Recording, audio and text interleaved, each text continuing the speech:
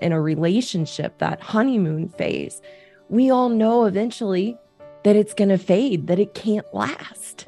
We know that. And that's because those feelings are not real and they are not sustainable. Hello, I'm Karen Seitz, and this is the Happy Wife School.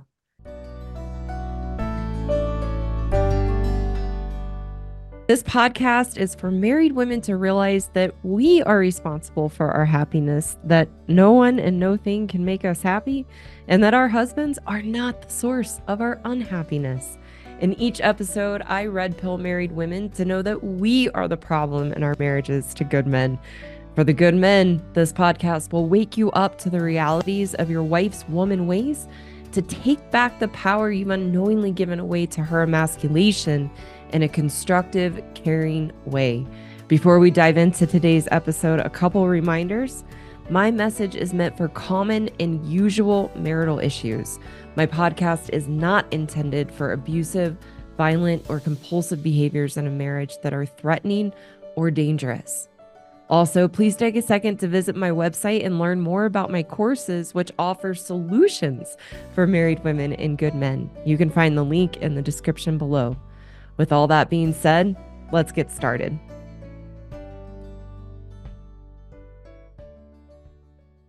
I'm really excited to get into our topic today, which is love is a fantasy. So very excited for our show today.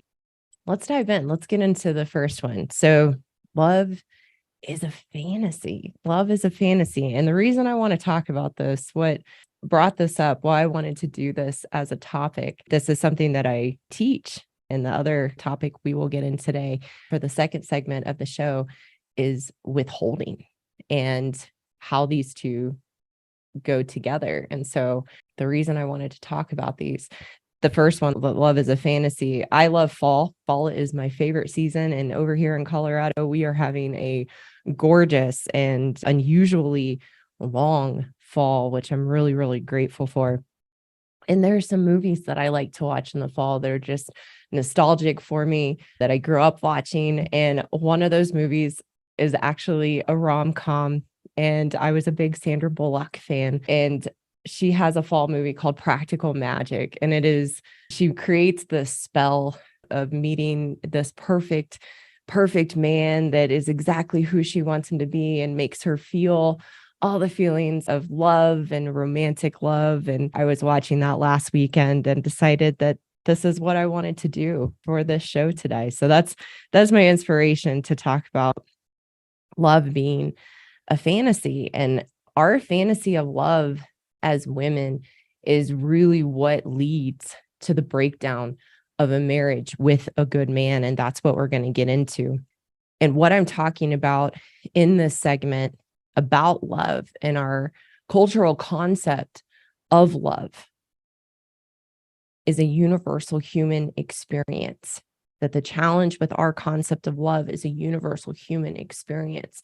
So what I'm talking about in this segment actually applies to both men and women in just our human experience, yet how we experience and express these differences or express our notion or understanding of love as humans is expressed very differently as men and women. And I will get into those differences. But what we have to understand just right out of the gate is that love and our concept of love in our culture and as humans is not love at all.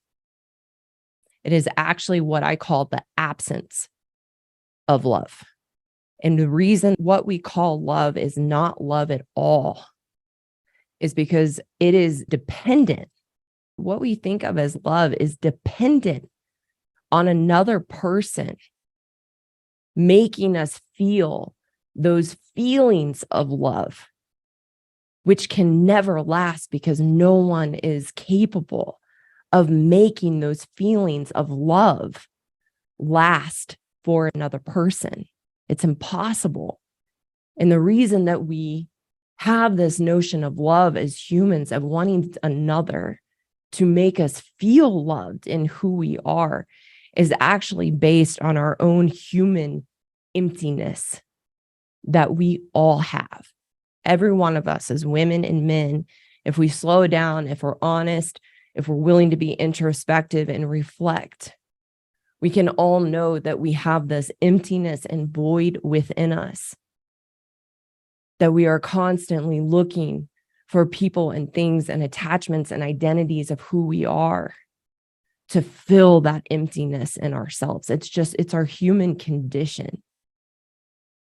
And one of those ways that we want that emptiness and void filled in us as humans is to feel loved and to have another make us feel loved, which is impossible. Because like I said, maintaining those feelings of love from another person is not sustainable. And it is actually based on codependency, that as long as you make me feel these feelings of love, then I will feel loved. But as soon as you do not, then I don't feel loved. So those feelings of love are dependent on another person. And those feelings are a temporary, fleeting experience. And we all know that. That's why the beginning of how we feel in a relationship, that honeymoon phase, we all know eventually that it's going to fade, that it can't last. We know that. And that's because those feelings are not real and they are not sustainable. So the reality of falling in love is based on someone trying to fill that void and emptiness that we feel as humans with how they make us feel. And that's why we have phrases in our culture, the classic Jerry Maguire quote, "You complete me," right? "You complete me," or "You're my everything," or "You're my moon and my stars," or "I'm lost without you," that you are everything to me. And that's not possible. Think about the pressure and the expectations that that creates for another to make us feel this way. And then the codependency on our part as women is that I will love you as long as you provide me with the feeling that you are my everything. And then as women, when a man can't live up to that expectation, it's impossible, then that's where we take our love away. And that's what I'm going to get into in the second segment. So let's talk a little bit about this fantasy. Now that we know what we really call love is it doesn't exist. And it's actually the absence of love, because the reason we need another person to fill that emptiness and void in us and make us feel loved is because we do not have love for ourselves. We do not do the things for ourselves and our lives to fill that void and emptiness with our own love. It's really important to understand too, that when I talk about finding that love within yourself, I am not talking about what we see as the commodity in our culture of self-love, which is based on being gentle with yourself and kind to yourself and loving yourself. That's not how it works. That the process of actually finding love in ourselves is doing the hard things in life. It's pushing ourselves outside of our comfort zone to do the things we don't want to do, that show us that we are important, that show us that we matter, that push us into the uncomfortableness of life to grow and learn, because I believe that's why we're here. And through that process of doing the harder things in life, of doing the things that build our character, that build our sense of integrity as people and push us out of our comfort zone to grow and learn, that in that process, that's where we find the love within ourselves, because we show ourselves that we are important and that we matter, that we're willing to do the harder things in life. And so it's not the kind, gentle, loving ourselves. That's not self-love. It's pushing ourselves to do the things that we don't want to do, that we know that we need to do, that make us feel good about who we are. So that's really how we have to fill that void and emptiness. And we're going to get in, how do we do that? I'm going to get into that when I get to the solution today. But now that we understand that, and we understand what we want love to be is really an absence of love in ourselves, let's look at those differences between women and men and our universal experience of having that emptiness within us and wanting someone else to fill that with making us feel loved.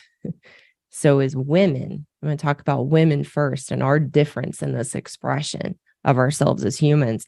As women, we want to feel loved through romantic love. We want the romance, and we want the emotional intimacy, and we want the fantasy of what we grew up with as little girls, of what we thought love was supposed to be. Growing up as a little girl, we watched the Disney movies and we watched the fairy tales. And then we grew up a little and we began to read the romance novels from Danielle Steele and other authors like her. We watched the rom-coms, we watched the chick flicks, and we buy in to this fantasy that love is romantic love, and that a man is supposed to make us feel those feelings of passion and excitement and bliss and be happily ever after and run off into the sunset. That we really think that love is supposed to give us those feelings of romantic love. And as a woman, and I attest this to myself as a woman before I learned another path, here's the big difference between men and women. As women, our whole paradigm of life, of what we feel is going to bring us meaning and purpose, of what's going to fill us and make us happy and be our source of happiness, is romantic love. That's what we grow up daydreaming and fantasizing about, is being in love one day, and that is going to complete us. That is going to be what gives us meaning and purpose. So as little girls, we dream of the wedding day. We play wedding with our friends. And that's our whole makeup of who we are, is this fantasy of being in love and falling in love one day. In years of working with good men, of knowing men, it is not a man's whole paradigm. He does not grow up as a little boy daydreaming one day of being in love and being swept off his feet in the fairy tales and playing with each other as little boys, of falling in love and growing up and getting married. That's not a man's paradigm.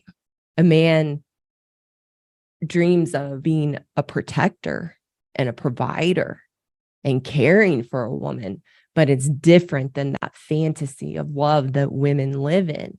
And for men, wanting to be a protector, wanting to protect their woman, wanting to care for her and be a provider is not a fantasy. It's a responsibility that men want and aspire to, but it's not a fantasy for them. For women, it is a fantasy, because this idea that someone is supposed to make us feel so loved and so full of passion and those butterflies and the feelings we feel in the beginning of a relationship, that's really what love is supposed to be. And a man is supposed to be able to have the capacity to provide us with those feelings and meet those expectations that we have of love. That is a fantasy. It does not exist. That's why those feelings never last. They're temporary and fleeting, is because it's impossible to make them last, because it's a fantasy. And we have to understand that. And that's where men and women very much differ in those fantasies. As women, again, we really, really believe that is what love is supposed to be, what we see in romantic comedies. The love that we saw in fairy tales and the Disney movies. We really, really believe those feelings are what love is supposed to be. And there's some man out there that can provide those feelings to us, and that's what he's supposed to do. We believe that is a man's role in a relationship, is to provide us with those feelings of romantic love, which is impossible, because again, they do not exist. So for men's idea of love, because again, we all have this human emptiness and we want to fill that emptiness with being loved. As women, we want it to be filled with romantic love.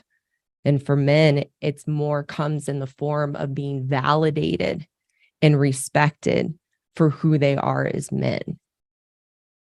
That is a man's idea of being loved isn't the romantic sense of love. That's not what's important to a man, generally speaking. A man wants to feel loved again by being validated and respected for who they are as men. And men have very practical, reasonable expectations of how to be loved in that way in a relationship, which comes through respect, affection, and sex. That's how a man feels validated and respected for who he is as a man. And so a man's fantasy of love isn't the romantic love. Sadly, a man's fantasy of love that doesn't get fulfilled, that's the sad part, because it's very reasonable. That good men are simple. They don't need much to feel loved in a relationship. But a man believes that a woman will love them, reciprocate the love that they give, and that a woman will love them and accept them for who they are. That's a man's fantasy of love. And I say, sadly, because as women, we are incapable of providing that love, of validating and reciprocating a good man's love to us. We are incapable of reciprocating that back and loving and accepting them for who they are. So that's the fantasy that a good man lives in. As women, we're incapable of providing that acceptance and love, because it comes back to the cliche that is very true. Women have no acceptance for ourselves. We have no ability to accept ourselves for who we are.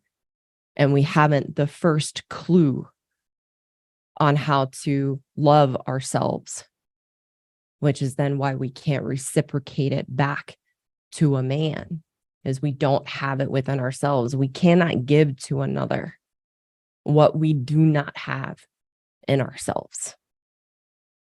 And that's what I had to see for myself as a woman. And these are things we are not taught. And I come from a different path and perspective, that as women, our inability to accept ourselves, our inability to love ourselves and who we are, isn't because of our past. It's not our upbringing. It's not your relationship with your mother or your father. It's not your past relationships with men.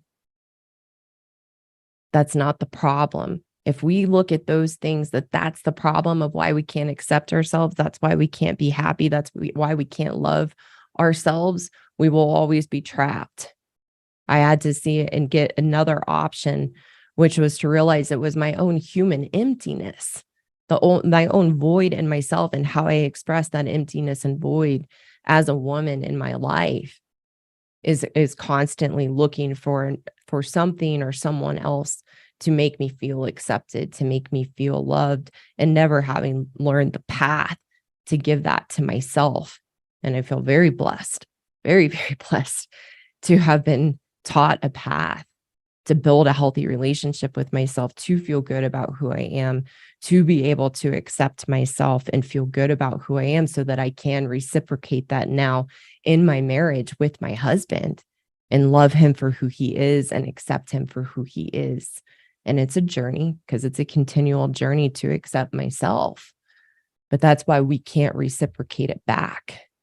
So for women, we have to understand that we live in cognitive dissonance, meaning that in spite of the reality that we see of relationships and couples and our own experiences of relationships and marriage, we see it's right in front of us all the time that our fantasy of romantic love doesn't exist, and it fades away, and it's a temporary feeling. We know that And we know the reality of how much couples struggle and how unhappy couples are and how unhappy marriages are and the divorce rate that we have in our country and around the world.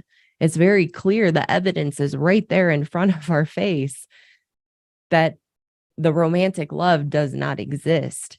But the cognitive dissonance is that we believe and continue to want to believe in spite of the evidence presented to us when we just look at the reality of life, the reality of relationships, is we want to keep alive the fantasy that romantic love does exist. And we want to keep alive the fantasy and illusion that our husbands are supposed to provide and maintain those feelings of romantic love. And we live in this fantasy that that's what it's supposed to be, which then that's where we become victims in our marriage. And I'm talking about victim mentality. We become victims in our marriage and blame our husbands that they're not providing those feelings of romantic love. And then that's where we get bored. We feel disappointed. We are let down and we are unhappy. And we believe that our husband is the source of feeling let down, of being unhappy, of being disappointed, of being bored. And then we feel entitled and justified to leave the marriage, to go outside of the marriage, to look for some other relationship, some other man that we think will make us feel the energy of new love and romantic love, of the passion and the excitement and the bliss and the butterflies. And that's where we will leave our marriages and leave our husbands. And oftentimes we have met someone else, and whether we're having a full-on affair or having an emotional affair, we've met someone else that has stirred all those false feelings of love up again, and we believe that it's real. And we will divorce and we will leave thinking we finally found it. And then we're disillusioned again, because as soon as those feelings fade away, we're right back where we started, feeling that emptiness in us, feeling that void. And so, good men, it's not you.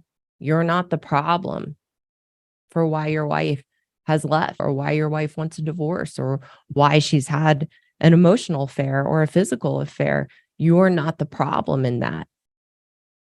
It is her own void and emptiness and how she feels about herself, and believing in this fantasy of love that there's some man who can maintain those romantic feelings to make her feel loved. And we have to see this. This is the red pill. This is why I call my channel the red pill for women. This is the truth and reality that we need to see if we ever hope to change. I saw a comment from someone that said, a woman maturing and taking responsibility is not possible. And to the most part, he's correct. But I believe the reason for that is we haven't had a path that actually works for us to mature, to take responsibility. Again, I feel very, very blessed in myself to have found that path and my beliefs. I believe God put that on my path for me to learn so that I can bring this out to other men and women. But women, we have to see these things so that we can understand how we are living in this cognitive dissonance of the fantasy of love. It's time to grow up and stop the fairy tale. If you ever hope to be happy, if you ever hope to have a healthy marriage and a healthy relationship with a man, and hopefully your husband, you have to grow up and stop the fairy tale. For me, it was a huge relief and an incredible freedom to understand that what I always dreamed of as a woman and before as a little girl, of this idea of romantic love, realizing that it was a fantasy and it was actually based on the absence of love in myself, was a huge freedom to break away from that paradigm for myself. It saved my marriage. It saved me. So we have to see the truth of this and understand that there is no man that can ever exist that will make you feel the way that romantic love feels in the beginning. There is no man out there that will ever be able to make you feel that and sustain it forever. It's impossible. So we have to wake up and recognize that. So the solution is, again, we have to find that love in ourselves. And for women, I teach that we find that love within ourselves. It's the journey of being happy, which I define as having a healthy relationship with ourselves. It is learning to take accountability and responsibility for ourselves. It's the process of building integrity in who we are and holding ourselves to a standard of having high character. And that's the process that I teach. And it's learning to develop high emotional intelligence to be in control of our emotional state. And through that process, we feel good about who we are. We take accountability and we have a healthy relationship with ourselves. That's what it looks like to love ourselves. It's not going to get a massage. It's not going to get your nails done. It's not taking a break and resting and doing nothing. That's not loving yourself.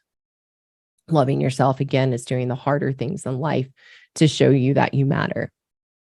In the process, I teach to good men to find and fill that emptiness within themselves, and to find that love within themselves is the process of using the emasculation of their wife to expose the weaknesses and limitations within them that allows their wife to have that power over them, and learning to stand up to that, which allows them to regain their strength and confidence as a good man, to feel like a man again and reconnect with who they are as a man. And that's the process of a good man, finding that love within themselves. Again, these are the harder ways in life that show us that we are important, show us that we matter, and that we have the strength within ourselves. And I believe that God made us the way he made us as men and women, and the dynamics that we have in relationships with each other, that he made us that way to grow and learn, to self-actualize into the best version of ourselves. And again, very blessed to have that path for me. So that's what I wanted to teach about the fantasy of love. And that's going to set us up to go into how the absence of love then leads to one of our most vicious, wicked behaviors as women, which is withholding. And that's where we are going next. The whole purpose of that first segment about the fantasy of love was to set us up to go into the second segment, which is about withholding. Every time I teach this, it brings a vulnerability up for me as a woman, and having to see and know this about myself. And because what I'm going to teach about withholding is the cruelest, most vicious, wicked behavior that we have as women when we don't have that love for ourselves, when we live from that emptiness and our humanness and wanting a man to fill that emptiness. Withholding is a really tough thing to look at in ourselves as women and how we operate. And it also brings the tears and the vulnerability of teaching this to good men, because it's crushing. It's crushing beyond my ability to understand. And what good men have shared with me, of the candid conversations I've had with my husband as a good man, the crushing of what we do to a man, to his heart, to who he is almost unimaginable, and a disbelief to good men that the woman that they love, who said they loved them and got married, that we can behave in this way, is almost a disbelief to good men, because they do not have this behavior in themselves as good men. And it's very difficult for a good man to hear and understand. And that for women, this is the red pill we have to take to see the truth of our woman ways, so that we can change. When our husbands can't live up to the fantasy of our expectations of how they are supposed to make us feel those romantic ideals of love, when they can't live up to that because it's impossible. Again, it's based on a fantasy. That's when we withhold. And withholding is the malicious, conscious denial of another's needs. Withholding is the malicious, conscious denial of another's needs. When we feel that our husband is not living up to our expectations of how they are supposed to make us feel in our fantasy of love, As women, we withhold. We maliciously and consciously deny the needs of our husband in retaliation for what we believe they're not providing to us, that they are not making us feel. And as I get into this, I am going to teach this and speak this, obviously, from a woman's perspective and speaking to women. And I want the women to know that this is, again, it doesn't make it okay. It doesn't make this behavior right or acceptable in any way.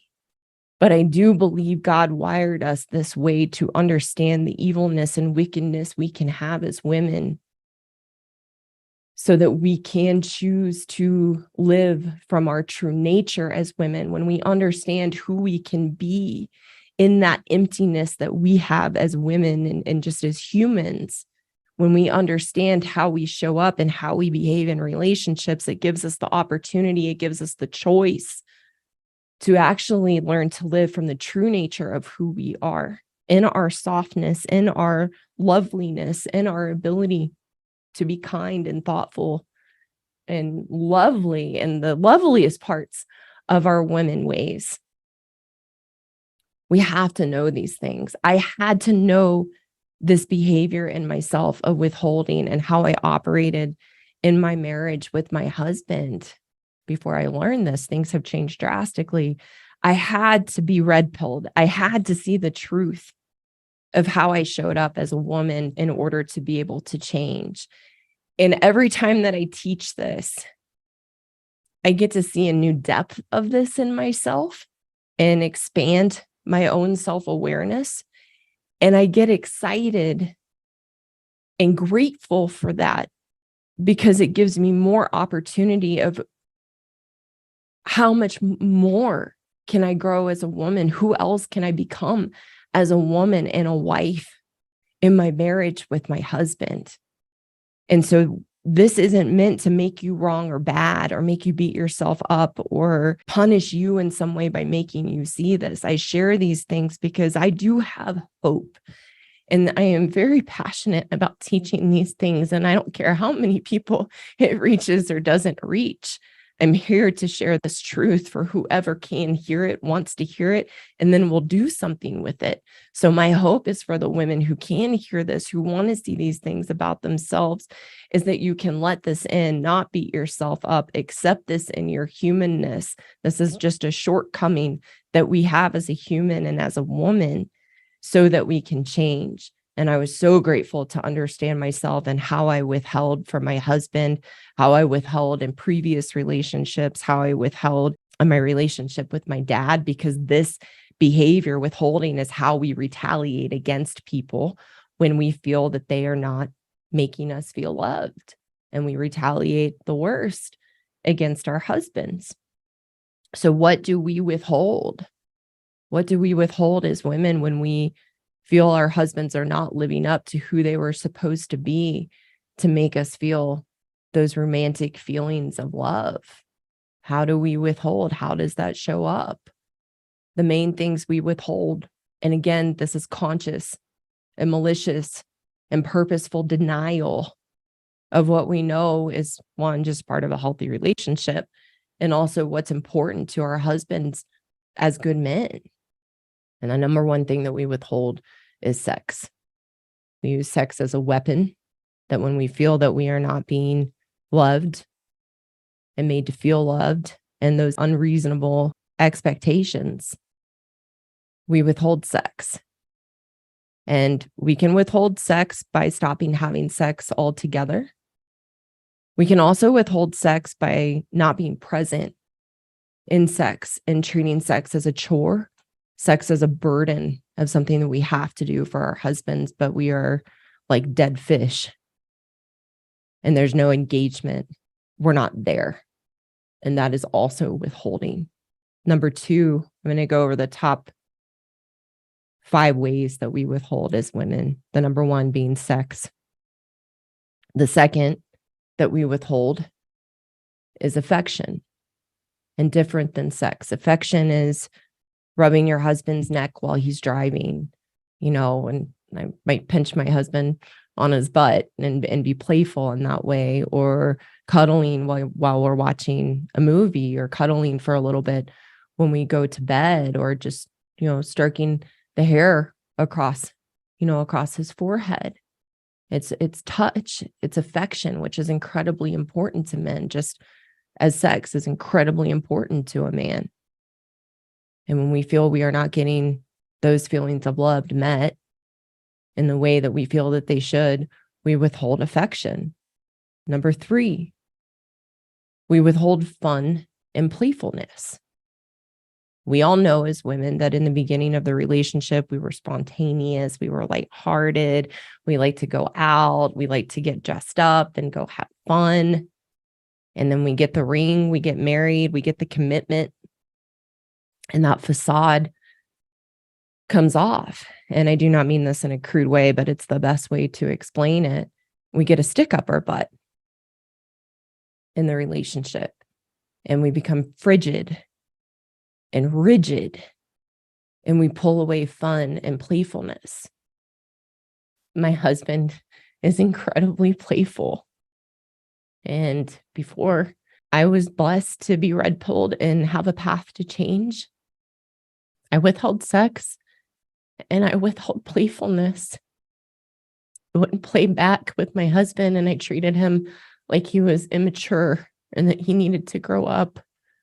And it's crushing to them. It's absolutely crushing because they can't understand what happened to the woman I married that liked to have fun and would be playful. I don't understand what I did wrong. And so it's a huge blessing to see this now and to have re-engaged with myself and re-engaged with my husband to be playful with him again, because it's so important to him and it's simple. And why wouldn't we want that? It's a joy in ourselves and a joy of life that we withhold from our husbands, and then we also withhold from ourselves. These are the very things we withhold from ourselves. The 4th biggest way that we withhold is appreciation. We don't say thank you. We don't appreciate our husbands for all they do for us as good men. We don't appreciate their hard work. We don't appreciate their kindness, their thoughtfulness. I had a client not too long ago, a male client, who he put up a fence in the backyard for him and his wife and worked really hard at it. It was not something that was natural to him. And he completed it and he was so excited, and he went to go get his wife to show her. And she came out and not a thank you. Wow, I can't believe you did this. Nothing. Her first comment, it's not even over there. That was a conscious and malicious behavior to withhold from him and not give him that appreciation. The 5th biggest way that we withhold is we withhold respect, which is very important to a man in a relationship. That is their way of being loved, is being validated through respect. And we withhold respect. And that can look like, pardon my language, bitching about our husbands to our girlfriends, bitching about our husbands to their mother, which is one of the biggest ways we can be disrespectful, not being honest about the budget or honest about money, saying horrible things that we think we're entitled and justified to, and we should just get away with. Those are the 5 main ways we withhold: sex, affection, fun and playfulness, appreciation, and respect. And it all stems from wanting our husbands to fill this emptiness within us that they cannot. Our fantasy of love as women, of who we believe our husbands are supposed to be for us and how they're supposed to make us feel, is a trap, because it can never happen. And to me, the saddest part for good men is that our husbands buy into our blame of them. We blame them for our own feelings of emptiness, our own unhappiness, our own unfulfillment in the relationship that we believe they're creating in us. So we blame our husbands and we tell them the laundry list of demands and expectations we have of what we need them to do to make us feel loved, from writing love letters to doing things around the house without being asked, to reading the books we want them to read with us, to saying words of affection, the different, I don't know all of them because quite frankly, they don't work, the love languages, and just the myriad of demands and expectations that we have and we give them. And a good man will try to do those things. But because we have that emptiness and lack of love within ourselves, no matter what they do, it can't be done the right way and it can never be enough. And then a good man buys into our blame through the withholding that they are the problem and there's something wrong with them that they need to fix or they need to be doing, that then we'll finally be happy and be nice and give back and reciprocate in the relationship. And it never happens. It never happens. And that's then where a good man feels defeated and he'll either keep trying and keep trying or keep trying, or he throws his hands up and essentially says, F this. It doesn't matter what I do. It doesn't matter what I stop doing. It's never enough for her. I'm always wrong. I'm not enough. And that's how we make them feel. And the withholding, it is incredibly vicious and wicked and the cruelest thing that we do to good men. And we do it in other relationships as well. And I think it's really important to recognize that it's an expression of withholding from ourselves, the things we don't provide to ourselves to show ourselves that we are loved, that we are important, that we matter, and filling that emptiness within us to be whole within ourselves and then bringing that wholeness into the relationship.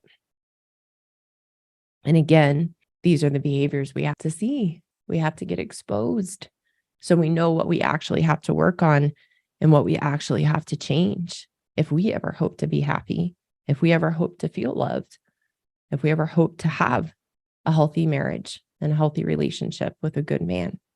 So men, and then I'm going to get to solution. Men, I know how crushing this can be to know that your wife or your partner or women or your mother do this consciously and maliciously. Good men know the withholding. They know the withholding. I think the crushing part that men may not know is the maliciousness and the consciousness behind it. That is such a disbelief to know that the woman that they loved and married and thought was going to love them back and reciprocate that love would ever behave this way, would ever be so wicked and cruel. And good men need to know, because I know what some good men are thinking, because I've ran up against this plenty of times. And I do this too. I withhold in the relationship. I know I can withhold.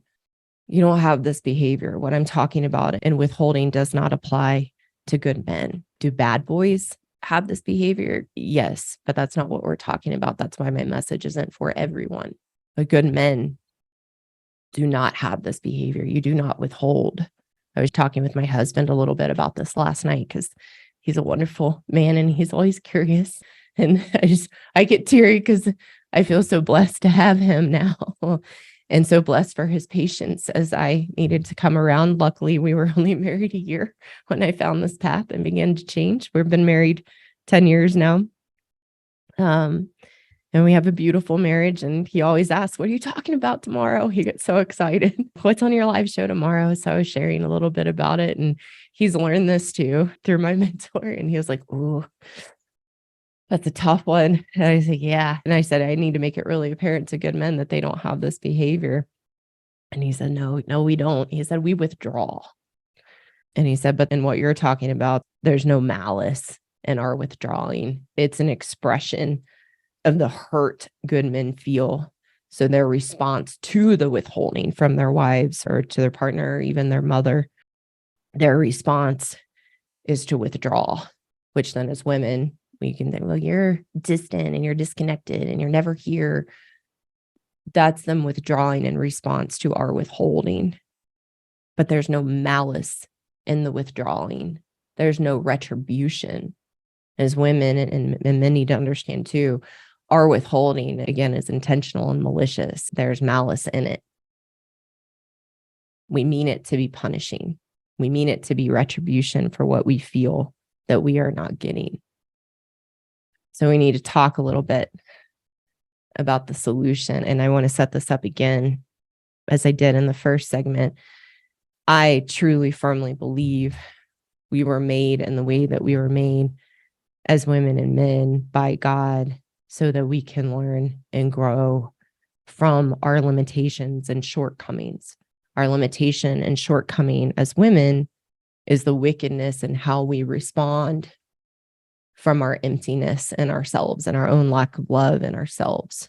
And men's limitations and shortcomings from their human emptiness comes from acquiescing to a woman and unknowingly giving away their power that then allows them to be emasculated.